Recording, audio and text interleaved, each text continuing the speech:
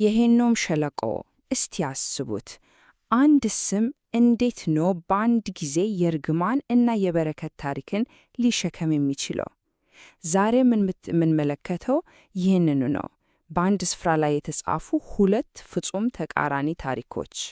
እንግዲህ ትንታኔያችንም በአንድ ጥያቄ እንጀምር። ገሃነም የሚለው ቃል ሁላችንም የምናውቀው ቃል ነው። ግን መነሻው በካርታ ላይ ልናገኘው የምንችለው እውነተኛ ቦታ ቢሆንስ? አዎ፣ ይህንን ጽንሰ ሐሳብ ስንመረምር የምናገኘው ታሪክ እጅግ በጣም አስገራሚ ነው። ቦታው ይሄ ነው፣ የሄኖም ሸለቆ ይባላል። ከታሪካዊቷ ኢየሩሳሌም በስተደቡብ የሚገኝ ሁለተኛ ገደል ነው። በጥንት ዘመን ይህ ሸለቆ በጣም አስፈሪ ስም ነበረው። ሕፃናት ለአምላክ መሥዋዕት ይቀርቡበታል ተብሎ የሚታመንበት፣ በኋላም ደግሞ የከተማዋ ቆሻሻ ያለማቋረጥ የሚቃጠልበት በእሳትና በጥስ የታወቀ ስፍራ ነበር። እሺ፣ እንግዲህ ወደ መጀመሪያው ክፍላችንን ስንገባ ይህ ሸለቆ እንዴት ነው ገሃነም የሚል ስያሜ ሊያገኝ ቻለው? እስቲ ታሪኩን እንይ። ይሄ በጣም የሚገርም ነው። እስቲ የአንድን ቃል ጉዞ እንመልከት።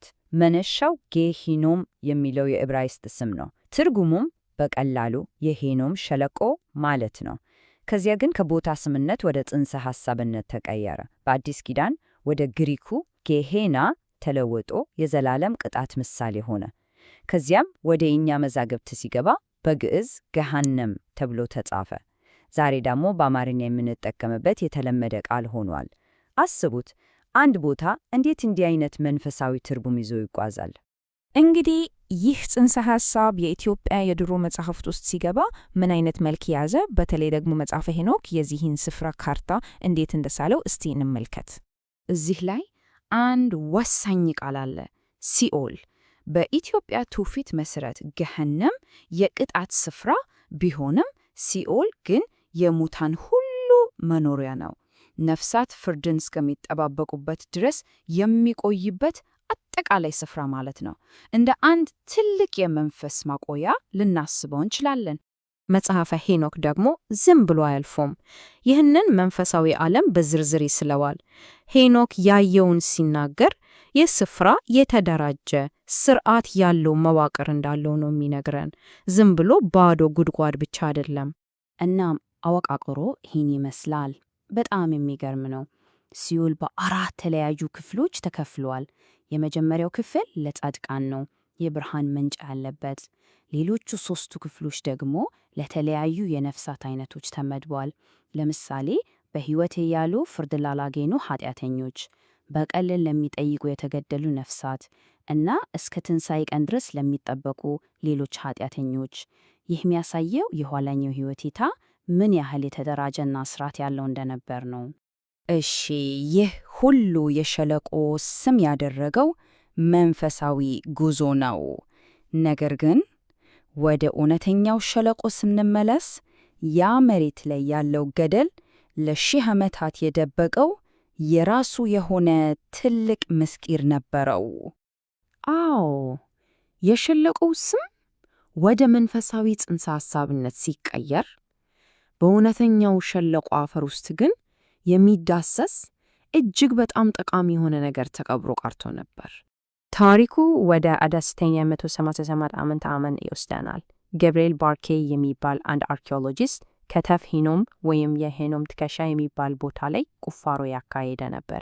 ያኔ ነው ታሪክን ሊቀይር የሚችል ነገር ያገኘው።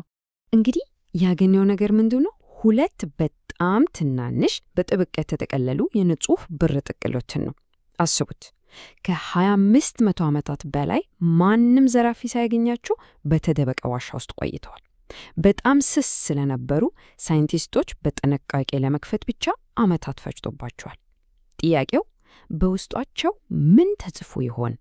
እናም መልሱ ይሄ ነው። የሚገርመው ነገር የገሃነም ሸለቆ ተብሎ ከሚታወቀው ስፍራ የተገኘው ጽሑፍ እርግማን አልነበረም። በፍጹም የበረከትና የሰላም ጸሎት ነበር። ይህ ግንት ሁሉንም ነገር ነው ጥያቄ ውስጥ የከተተው። እንግዲህ ይህ ግንት እንዴት ነው የመጽሐፍ ቅዱስን ታሪክ እንደ አዲስ እንድንመለከት ያስገደድን? እስቲ እኔ እንግዲህ በጥንቃቄ ከተከፈቱ በኋላ በብር ጥቅልሎቹ ላይ የተገኘው ጽሑፍ ይሄ ነበር። በዘኍልቍ መጽሐፍ ውስጥ የሚገኘው ታዋቂው የክህነት ቡራኬ፣ አዎ እግዚአብሔር ይባርክህ ይጠብቅህም፣ እግዚአብሔር ፊቱን ወደ አንተ ያብራ ሰላምንም ይስጥህ ሚለው ጸሎት እና ወሳኙ ነጥብ ይህ ነው። ከዚህ ግኝት በፊት ማለትም ከ1000 በፊት በየእጃችን የነበረው ጥንታዊው የመጽሐፍ ቅዱስ ጽሑፍ የሙት ባህር ጥቅልሎች ነበር። ዕድሜያቸውም ወደ 250 ዓመት ዓለም ገደማ ነው። ነገር ግን ይሄኛው ግኝት ታሪክን በሙሉ በ400 ዓመት ወደ ኋላ ጎተተው። 400 ዓመት። ይህም ማለት የመጽሐፍ ቅዱስ ጽሑፎች ከምናስበው እጅግ በጣም ቀደም ብሎ እንደነበሩ የሚያሳይ የመጀመሪያው ኩሳዊ ማስረጃ ሆነ።